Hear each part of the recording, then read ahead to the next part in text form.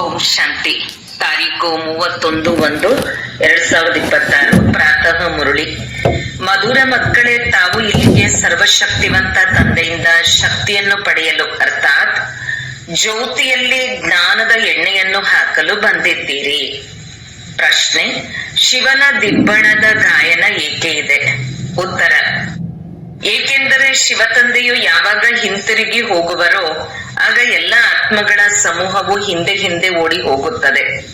ಮೂಲವತನದಲ್ಲಿ ಆತ್ಮಗಳ ಗೂಡು ಏರ್ಪಾಡಾಗುತ್ತದೆ. ನೀವು ಪವಿತ್ರರಾಗುವ ಮಕ್ಕಳು ತಂದೆಯ ಜೊತೆ ಜೊತೆಯಲ್ಲಿ ಹೋಗುತ್ತೀರಿ. ಜೊತೆಯ ಕಾರಣವೇ ಶಿವನ ಮೆರವಣಿಗೆ ಅರ್ಥಾತ್ ದಿಬ್ಬಣದ ಗಾಯನವಿದೆ. ಓಂ ಶಾಂತಿ.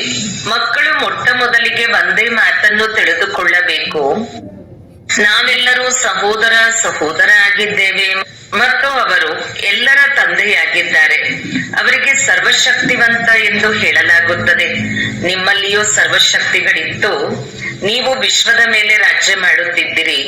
ಭಾರತದಲ್ಲಿಯೇ ಈ ದೇವಿ ದೇವತೆಗಳ ರಾಜ್ಯವಿತ್ತು, ಅಂದರೆ ನೀವು ಮಕ್ಕಳ ರಾಜ್ಯವಿತ್ತು. ನೀವು ಪವಿತ್ರ ದೇವಿ ದೇವತೆಗಳಾಗಿದ್ದೀರಿ. ನಿಮ್ಮ ಕುಲ ಮತ್ತು ರಾಜಧಾನಿ ಇತ್ತು. ಎಲ್ಲರೂ ನಿರ್ವಿಕಾರಿಗಳಾಗಿದ್ದರು. ಯಾರು ನಿರ್ವಿಕಾರಿಯಾಗಿದ್ದರು? ಆತ್ಮರು. ಈಗ ಪುನಃ ನೀವು ನಿರ್ವಿಕಾರಿಗಳಾಗುತ್ತಿದ್ದೀರಿ. ಸರ್ವಶಕ್ತಿವಂತ ತಂದೆಯನ್ನು ನೆನಪು ಮಾಡಿ ಅವರಿಂದ ಶಕ್ತಿಯನ್ನು ಪಡೆಯುತ್ತಿದ್ದೀರಿ. ತಂದೆಯೇ ತಿಳಿಸಿದ್ದಾರೆ, ಆತ್ಮವೇ 84 ಜನ್ಮಗಳ ಪಾತ್ರವನ್ನು ಅಭಿನಯಿಸುತ್ತದೆ.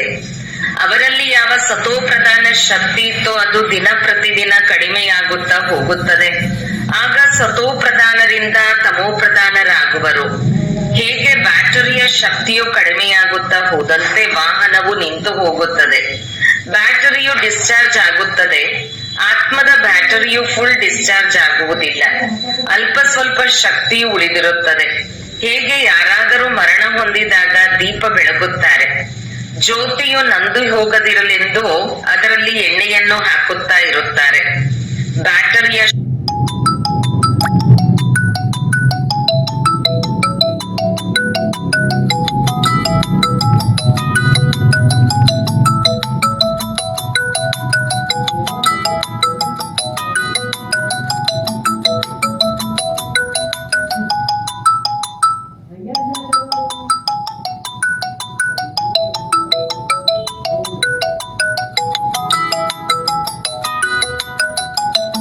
ಶಕ್ತಿಯು ಕಡಿಮೆಯಾದಾಗ ಮತ್ತೆ ಚಾರ್ಜ್ ಮಾಡಲು ಇಡುತ್ತಾರೆ. ಈಗ ನೀವು ಮಕ್ಕಳು ತಿಳಿದುಕೊಂಡಿದ್ದೀರಿ, ನೀವು ಆತ್ಮರು ಸರ್ವಶಕ್ತಿವಂತರಾಗಿದ್ದೀರಿ. ಈಗ ಮತ್ತೆ ನೀವು ಸರ್ವಶಕ್ತಿವಂತ ತಂದೆಯಿಂದ ತಮ್ಮ ಬುದ್ಧಿಯೋಗವನ್ನು ನೀಡುತ್ತೀರಿ. ಅದರಿಂದ ತಂದೆಯ ಶಕ್ತಿಯು ನಿಮ್ಮಲ್ಲಿ ಬಂದು ಬಿಡಲಿ ಎಂದು. ಏಕೆಂದರೆ ಶಕ್ತಿಯು ಕಡಿಮೆಯಾಗಿ ಬಿಟ್ಟಿದೆ. ಅವಶ್ಯಕವಾಗಿ ಅಲ್ಪ ಸ್ವಲ್ಪ ಉಳಿದಿರು ನೆನಪು ಮಾಡುತ್ತಾ ಈಗ ಸಂಪೂರ್ಣ ಪವಿತ್ರವಾಗಿ ಬಿಡುತ್ತದೆ. ಸತ್ಯಯುಗದಲ್ಲಿ ನಿಮ್ಮ ಬ್ಯಾಟರಿಯು ಪೂರ್ಣ ಚಾರ್ಜ್ ಆಗುತ್ತದೆ, ಮತ್ತೆ ಸ್ವಲ್ಪ ಸ್ವಲ್ಪವಾಗಿಯೇ ಕಡಿಮೆಯಾಗುತ್ತಾ ಹೋಗುತ್ತದೆ. ತ್ರೇತಾಯುಗಕ್ಕೆ ಬರುವಷ್ಟರಲ್ಲಿ ಮೀಟರ್ ಕಡಿಮೆಯಾಗುತ್ತದೆ. ಅದಕ್ಕೆ ಕಲೆಗಳು ಎಂದು ಹೇಳಲಾಗುತ್ತದೆ. ಆತ್ಮ ಯಾವುದು ಸತೋ ಪ್ರಧಾನವಾಗಿತ್ತು ಅದು ಸತೋ ಆಯಿತು ಎಂದು ಹೇಳುತ್ತಾರೆ. ಅದರಲ್ಲಿನ ಶಕ್ತಿಯು ಕಡಿಮೆಯಾಗಿ ಬಿಡುತ್ತದೆ. ನೀವು ತಿಳಿದುಕೊಂಡಿದ್ದೀರಿ, ಸತ್ಯಯುಗದಲ್ಲಿ ನಾವು ಮನುಷ್ಯರಿಂದ ದೇವತೆಗಳಾಗಿ ಬಿಡುತ್ತೇವೆ. ಈಗ ತಂದೆಯು ತಿಳಿಸುತ್ತಾರೆ, ನನ್ನನ್ನು ನೆನಪು ಮಾಡಿದರೆ ನೀವು ತಮೋ ಪ್ರಧಾನದಿಂದ ಸತೋ ಪ್ರಧಾನ ಆಗಿ ಬಿಡುವಿರಿ. ನೀವೀಗ ತಮೋ ಪ್ರಧಾನರಾಗಿ ಬಿಟ್ಟಿದ್ದೀರಿ. ಆದ್ದರಿಂದ ಶಕ್ತಿ ಎಲ್ಲವೂ ಕಳೆದು ಹೋಗಿದೆ. ಮತ್ತೆ ತಂದೆಯನ್ನು ನೆನಪು ಮಾಡುವುದರಿಂದ ಪೂರ್ಣ ಶಕ್ತಿಯು ಬರುವುದು. ಏಕೆಂದರೆ ನಿಮಗೆ ತಿಳಿದಿದೆ, ದೇಹ ಸಹಿತ ದೇಹದ ಯಾವುದೆಲ್ಲ ಸಂಬಂಧಗಳಿವೆಯೋ ಅವೆಲ್ಲವೂ ಸಮಾಪ್ತಿಯಾಗಲಿವೆ. ನಂತರ ನಿಮಗೆ ಬೇಹದ್ದಿನ ರಾಜ್ಯವು ಸಿಗುತ್ತದೆ. ಬೇಹದ್ದಿನ ತಂದೆಯಾಗಿದ್ದಾರೆ, ಆದ್ದರಿಂದ ಬೇಹದ್ದಿನ ಆಸ್ತಿಯನ್ನೇ ಕೊಡುತ್ತಾರೆ. ನೀವೀಗ ಪತೀತರಾಗಿದ್ದೀರಿ. ನಿಮ್ಮ ಶಕ್ತಿಯು ಸಂಪೂರ್ಣ ಕಡಿಮೆಯಾಗಿ ಬಿಟ್ಟಿದೆ. ಹೇ ಮಕ್ಕಳೇ, ಈಗ ನನ್ನನ್ನು ನೆನಪು ಮಾಡಿ. ನಾನು ಸರ್ವಶಕ್ತಿವಂತ ಆಗಿದ್ದೇನೆ. ನನ್ನ ಮೂಲಕ ಸರ್ವಶಕ್ತಿವಂತ ರಾಜ್ಯವು ಸಿಗುತ್ತದೆ. ಸತ್ಯಯುಗದಲ್ಲಿ ದೇವಿ ದೇವತೆಗಳು ಇಡೀ ವಿಶ್ವದ ಮಾಲೀಕರಾಗಿದ್ದರು, ಪವಿತ್ರರಾಗಿದ್ದರು, ದೈವಿ ಗುಣವಂತರಾಗಿದ್ದರು. ಈಗ ಆ ದೈವಿ ಗುಣಗಳು ಇಲ್ಲ. ಎಲ್ಲರ ಬ್ಯಾಟರಿಯು ಪೂರ್ಣ ಡಿಸ್ಚಾರ್ಜ್ ಆಗತೊಡಗಿದೆ. ಈಗ ಮತ್ತೆ ಬ್ಯಾಟರಿಯನ್ನು ತುಂಬಿಸಲಾಗುತ್ತದೆ. ಪರಮಪಿತ ಪರಮಾತ್ಮನ ಜೊತೆ ಬುದ್ಧಿಯೋಗವನ್ನಿಡದ ಹೊರತು ಬ್ಯಾಟರಿಯು ಚಾರ್ಜ್ ಆಗಲು ಸಾಧ್ಯವಿಲ್ಲ. ಆ ತಂದೆಯೇ ಸದಾ ಪಾವನ ಆಗಿದ್ದಾರೆ. ಇಲ್ಲಿ ಎಲ್ಲರೂ ಪತೀತರಾಗಿದ್ದಾರೆ. ಯಾವಾಗ ಪವಿತ್ರವಾಗಿರುವರೋ ಆಗ ಬ್ಯಾಟರಿ ಚಾರ್ಜ್ ಆಗಿರುತ್ತದೆ. ಆದ್ದರಿಂದ ಈಗ ತಂದೆಯು ತಿಳಿಸುತ್ತಾರೆ, ಒಬ್ಬರನ್ನೇ ನೆನಪು ಮಾಡಬೇಕು. ಶ್ರೇಷ್ಠಾತಿ ಶ್ರೇಷ್ಠ ಭಗವಂತನಾಗಿದ್ದಾರೆ. ಉಳಿದೆಲ್ಲವೂ ರಚನೆಯಾಗಿದೆ. ರಚನೆಯಿಂದ ರಚನೆಗೆ ಎಂದು ಆಸ್ತಿಯು ಸಿಗುವುದಿಲ್ಲ. ರಚಯಿತ ಒಬ್ಬರೇ ಆಗಿದ್ದಾರೆ. ಅವರು ಬೇಹದ್ದಿನ ತಂದೆಯಾಗಿದ್ದಾರೆ. ಉಳಿದೆಲ್ಲರೂ ಅಲ್ಪಕಾಲದ ತಂದೆಯಾಗಿದ್ದಾರೆ. ಬೇಹದ್ದಿನ ತಂದೆಯನ್ನು ನೆನಪು ಮಾಡುವುದರಿಂದ ಬೇಹದ್ದಿನ ರಾಜ್ಯ ಭಾಗ್ಯವು ಸಿಗುತ್ತದೆ. ಅಂದಾಗ ಮಕ್ಕಳು ಆಂತರಿಕವಾಗಿ ತಿಳಿದುಕೊಳ್ಳಬೇಕು, ನಮಗಾಗಿ ತಂದೆಯು ಹೊಸ ಪ್ರಪಂಚ ಸ್ವರ್ಗದ ಸ್ಥಾಪನೆ ಮಾಡುತ್ತಿದ್ದಾರೆ. ಡ್ರಾಮಾ ಪ್ಲಾನ್ ಅನುಸಾರ ಸ್ವರ್ಗದ ಸ್ಥಾಪನೆಯಾಗುತ್ತಿದೆ. ನಿಮಗೆ ತಿಳಿದಿದೆ ಸತ್ಯಯುಗ ಬರಲಿದೆ. ಸತ್ಯಯುಗದಲ್ಲಿ ಸದಾ ಸುಖವಿರುತ್ತದೆ. ಅದು ಹೇಗೆ ಸಿಗುತ್ತದೆ? ಅದಕ್ಕಾಗಿ ತಂದೆಯು ತಿಳಿಸುತ್ತಾರೆ, ನನ್ನೊಬ್ಬನನ್ನೇ ನೆನಪು ಮಾಡಿ. ನಾನು ಸದಾ ಪಾವನ ಆಗಿದ್ದೇನೆ. ನಾನೆಂದು ಮನುಷ್ಯ ತನುವನ್ನು ಪಡೆದುಕೊಳ್ಳುವುದಿಲ್ಲ. ದೈವಿ ಶರೀರವನ್ನಾಗಲಿ ಮಾನವ ಶರೀರವನ್ನಾಗಲಿ ತೆಗೆದುಕೊಳ್ಳುವುದಿಲ್ಲ. ಅರ್ಥಾತ್ ನಾನು ಜನನ ಮರಣದಲ್ಲಿ ಬರುವುದಿಲ್ಲ. ಕೇವಲ ನೀವು ಮಕ್ಕಳಿಗೆ ಸ್ವರ್ಗದ ರಾಜ್ಯ ಭಾಗ್ಯವನ್ನು ಕೊಡಲು ಇವರ 60 ವರ್ಷದ ವಾನಪ್ರಸ್ಥ ಸ್ಥಿತಿಯಲ್ಲಿ ಇವರ ತನುವಿನಲ್ಲಿ ಬರುತ್ತೇನೆ. ಇವರೇ ಪೂರ್ಣ ಸತೋ ಪ್ರಧಾನರಿಂದ ತಮೋ ಪ್ರಧಾನ ಆಗಿದ್ದಾರೆ. ನಂಬರ್ 1 ಸರ್ವಶ್ರೇಷ್ಠನು ಭಗವಂತನಾಗಿದ್ದಾರೆ. ಅವರ ನಂತರ ಸೂಕ್ಷ್ಮವತನವಾಸಿ ಬ್ರಹ್ಮ ವಿಷ್ಣು ಶಂಕರ ಇದ್ದಾರೆ. ಇವರ ಸಾಕ್ಷಾತ್ಕಾರವಾಗುತ್ತದೆ. ಸೂಕ್ಷ್ಮವತನವು ಮಧ್ಯದಲ್ಲಿದೆ ಅಲ್ಲವೇ? ಅಲ್ಲಿ ಶರೀರವಿರಲು ಸಾಧ್ಯವಿಲ್ಲ.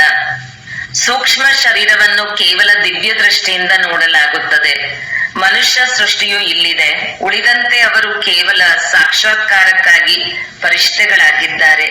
ನೀವು ಮಕ್ಕಳು ಸಹ ಅಂತಿಮದಲ್ಲಿ ಸಂಪೂರ್ಣ ಪವಿತ್ರರಾದಾಗ ನಿಮ್ಮದು ಸಾಕ್ಷಾತ್ಕಾರವಾಗುತ್ತದೆ.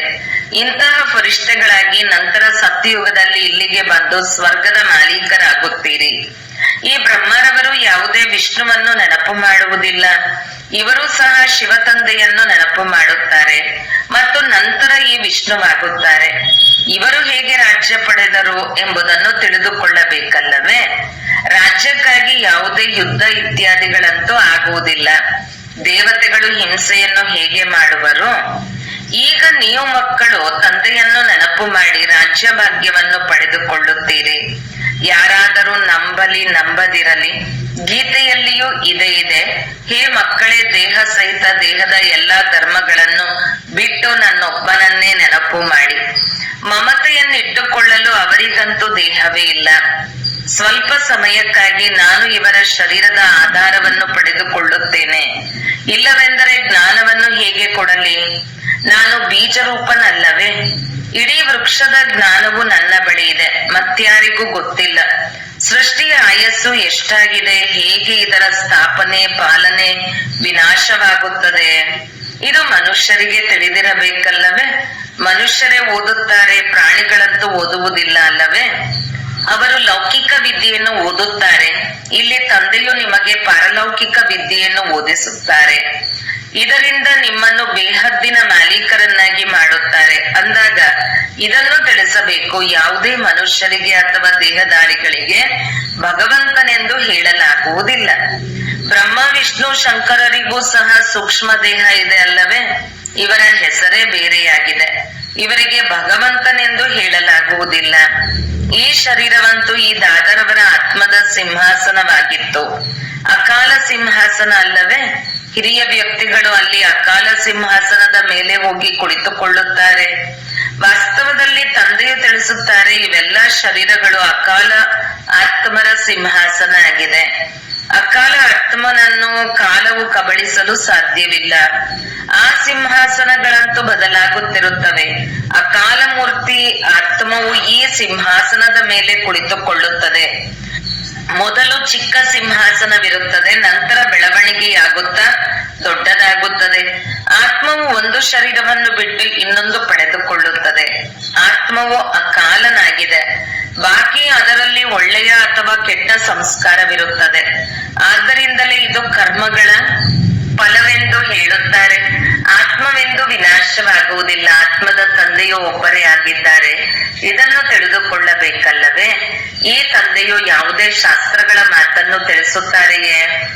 ಶಾಸ್ತ್ರ ಇತ್ಯಾದಿಗಳನ್ನು ಓದುವುದರಿಂದ ಹಿಂತಿರುಗಿ ಯಾರು ಹೋಗಲು ಸಾಧ್ಯವಿಲ್ಲ. ಅಂತ್ಯದಲ್ಲಿ ಎಲ್ಲರೂ ಹೋಗುವರು.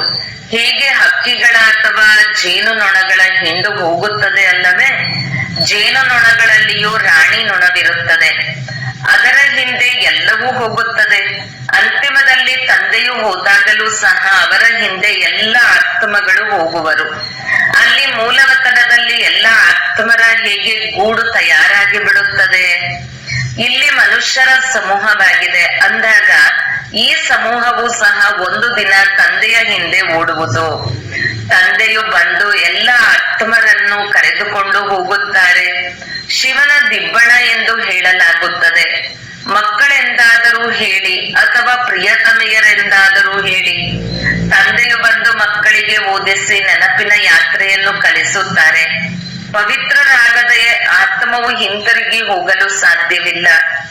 ಯಾವಾಗ ಪವಿತ್ರವಾಗಿ ಬಿಡುವುದೋ ಆಗ ಮೊಟ್ಟ ಮೊದಲು ಶಾಂತಿಧಾಮಕ್ಕೆ ಹೋಗುವುದು. ಅಲ್ಲಿ ಹೋಗಿ ಎಲ್ಲರೂ ನಿವಾಸ ಮಾಡುತ್ತೀರಿ. ಅಲ್ಲಿಂದ ಮತ್ತೆ ದಿನ ಕಳೆದಂತೆ ಬರುತ್ತಾ ಇರುತ್ತಾರೆ. ವೃದ್ಧಿಯಾಗುತ್ತಿರುತ್ತದೆ. ನೀವೇ ಮೊಟ್ಟ ಮೊದಲು ತಂದೆಯ ಹಿಂದೆ ಓಡುವಿರಿ. ನಿಮ್ಮದು ತಂದೆಯ ಜೊತೆ ಅಥವಾ ಪ್ರಿಯತಮೆಯರಿಗೆ ಪ್ರಿಯತಮನ ಜೊತೆ ಯೋಗವಿದೆ.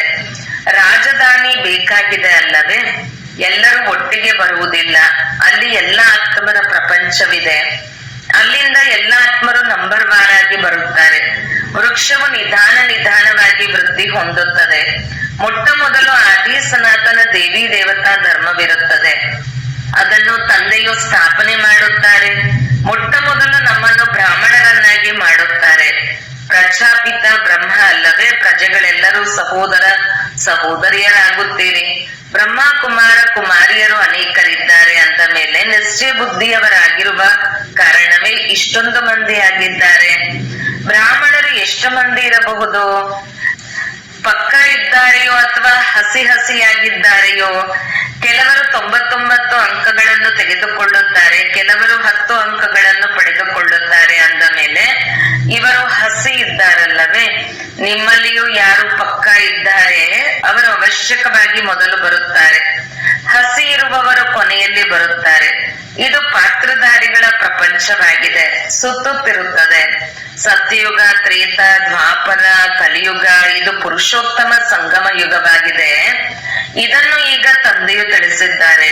ಮೊದಲು ನಾವು ಸಹ ಕಲ್ಪದ ಆಯಸ್ಸು ಲಕ್ಷಾಂತರ ವರ್ಷಗಳೆಂದು ಉಲ್ಟಾ ತಿಳಿದುಕೊಂಡು ಬಂದೆವು.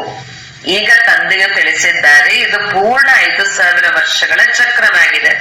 ಅರ್ಧಕಲ್ಪ ರಾಮರಾಜ್ಯ, ಅರ್ಧಕಲ್ಪ ರಾವಣ ರಾಜ್ಯವಾಗಿದೆ. ಲಕ್ಷಾಂತರ ವರ್ಷಗಳ ಕಲ್ಪವಾಗಿದ್ದರೆ ಅರ್ಧವಾಗಿ ವಿಂಗಡಿಸಲು ಸಾಧ್ಯವಿಲ್ಲ. ದುಃಖ ಮತ್ತು ಸುಖದ ಈ ಪ್ರಪಂಚವು ಮಾಡಲ್ಪಟ್ಟಿದೆ. ಬೇಹದ್ದಿನ ಈ ಜ್ಞಾನವು ಬೇಹದ್ದಿನ ತಂದೆಯಿಂದ ಸಿಗುತ್ತದೆ. ಶಿವ ತಂದೆಯ ಶರೀರದ ಯಾವುದೇ ಹೆಸರಿಲ್ಲ. ಈ ಶರೀರವು ದಾದಾರವರದಾಗಿದೆ. ತಂದೆಯು ಎಲ್ಲಿದ್ದಾರೆ? ಸ್ವಲ್ಪ ಸಮಯಕ್ಕಾಗಿ ಶರೀರವನ್ನು ಲೋನ್ ಆಗಿ ತೆಗೆದುಕೊಂಡಿದ್ದಾರೆ. ತಂದೆಯು ತಿಳಿಸಿದ್ದಾರೆ ನನಗೆ ಮುಖವಂತೂ ಬೇಕಲ್ಲವೇ? ಇಲ್ಲಿಯೂ ಗೋಮುಖವನ್ನು ಮಾಡಿದ್ದಾರೆ. ಪರ್ವತಗಳಿಂದ ಎಲ್ಲೆಲ್ಲಿಯೋ ನೀರು ಬರುತ್ತದೆ. ಇಲ್ಲಿ ಅದನ್ನು ಗೋಮುಖವನ್ನಾಗಿ ಮಾಡಿದ್ದಾರೆ. ಅದರಿಂದ ನೀರು ಬರುತ್ತದೆ. ಅದನ್ನು ಗಂಗಾಜಲವೆಂದು ತಿಳಿದು ತೆಗೆದುಕೊಳ್ಳುತ್ತಾರೆ. ಅಂದ ಮೇಲೆ ಗಂಗೆಯು ಎಲ್ಲಿಂದ ಬಂತು? ಇದೆಲ್ಲವೂ ಸುಳ್ಳಾಗಿದೆ. ಸುಳ್ಳಿನ ಕಾಯ, ಸುಳ್ಳಿನ ಮಾಯೆ, ಎಲ್ಲವೂ ಸುಳ್ಳಿನ ಪ್ರಪಂಚವಾಗಿದೆ. ಭಾರತವು ಸ್ವರ್ಗವಾಗಿದ್ದಾಗ ಸತ್ಯಖಂಡವೆಂದು ಹೇಳಲಾಗುತ್ತದೆ. ಮತ್ತೆ ಭಾರತವೇ ಹಳೆಯದಾದಾಗ ಸುಳ್ಳಿನ ಖಂಡವೆಂದು ಹೇಳಲಾಗುತ್ತದೆ. ಈ ಸುಳ್ಳು ಖಂಡದಲ್ಲಿ ಯಾವಾಗ ಎಲ್ಲರೂ ಪತೀತರಾಗಿ ಬಿಡುವರೋ ಆಗ ಬಾಬಾ ನಮ್ಮನ್ನು ಪಾವನ ಮಾಡಿ ಈ ಹಳೆಯ ಪ್ರಪಂಚದಿಂದ ಕರೆದುಕೊಂಡು ಹೋಗಿ ಎಂದು ಕರೆಯುತ್ತಾರೆ. ತಂದೆಯು ತಿಳಿಸುತ್ತಾರೆ ನನ್ನ ಮಕ್ಕಳೆಲ್ಲರೂ ಕಾಮಚಿತೆಯನ್ನೇರಿ ಕಪ್ಪಾಗಿ ಬಿಟ್ಟಿದ್ದಾರೆ. ತಂದೆಯು ಮಕ್ಕಳಿಗೆ ಕುಳಿತು ಹೇಳುತ್ತಾರೆ ಮಕ್ಕಳೇ, ನೀವು ಸ್ವರ್ಗದ ಮಾಲೀಕರಾಗಿದ್ದೀರಲ್ಲವೇ? ಸ್ಮೃತಿ ಬಂದಿದೆ ಅಲ್ಲವೇ? ತಂದೆಯು ಇಡೀ ಪ್ರಪಂಚಕ್ಕೆ ತಿಳಿಸುವುದಿಲ್ಲ, ನೀವು ಮಕ್ಕಳಿಗೆ ತಿಳಿಸುತ್ತಾರೆ. ಇದರಿಂದ ನಮ್ಮ ತಂದೆಯು ಯಾರು ಎಂಬುದು ಅರ್ಥವಾಗಲಿ ಎಂದು. ಈ ಪ್ರಪಂಚಕ್ಕೆ ಮುಳ್ಳಿನ ಕಾಡೆಂದು ಹೇಳಲಾಗುತ್ತದೆ. ಎಲ್ಲದಕ್ಕಿಂತ ದೊಡ್ಡದು ಕಾಮವಿಕಾರದ ಮುಳ್ಳನ್ನು ಚುಚ್ಚುತ್ತಾರೆ. ಬಲೆ ಇಲ್ಲಿ ಅನೇಕ ಭಕ್ತರು ಇದ್ದಾರೆ, ಸಸ್ಯಾಹಾರಿಗಳು ಇದ್ದಾರೆ, ಆದರೆ ಅವರು ವಿಕಾರದಲ್ಲಿ ಹೋಗುವುದಿಲ್ಲವೆಂದಲ್ಲ. ಹಾಗೆ ಅನೇಕರು ಬಾಲಬ್ರಹ್ಮಚಾರಿಗಳು ಇರುತ್ತಾರೆ.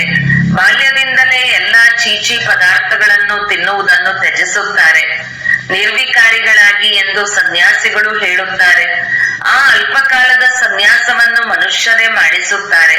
ಮತ್ತೆ ಇನ್ನೊಂದು ಜನ್ಮದಲ್ಲಿ ಗೃಹಸ್ಥಿಗಳ ಬಳಿಯೇ ಜನ್ಮ ಪಡೆದು ನಂತರ ಗೃಹಸ್ಥವನ್ನು ಬಿಟ್ಟು ಹೊರಟು ಹೋಗುತ್ತಾರೆ.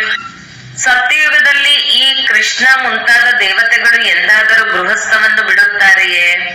ಇಲ್ಲ. ಅಂದಾಗ ಇಲ್ಲಿ ಮನುಷ್ಯರದು ಅಲ್ಪಕಾಲದ ಸನ್ಯಾಸವಾಗಿದೆ, ನಿಮ್ಮದು ಬೇಹದ್ದಿನ ಸನ್ಯಾಸವಾಗಿದೆ. ಇಡೀ ಪ್ರಪಂಚ, ಸಂಬಂಧ ಮೊದಲಾದುದರ ಸನ್ಯಾಸ ಮಾಡುತ್ತೀರಿ. ನಿಮಗಾಗಿ ಈಗ ಸ್ವರ್ಗದ ಸ್ಥಾಪನೆಯಾಗುತ್ತಿದೆ. ನಿಮ್ಮ ಬುದ್ಧಿಯು ಸ್ವರ್ಗದ ಕಡೆಯೇ ಹೋಗುವುದು. ಆದ್ದರಿಂದ ಶಿವ ತಂದೆಯನ್ನೇ ನೆನಪು ಮಾಡಬೇಕು.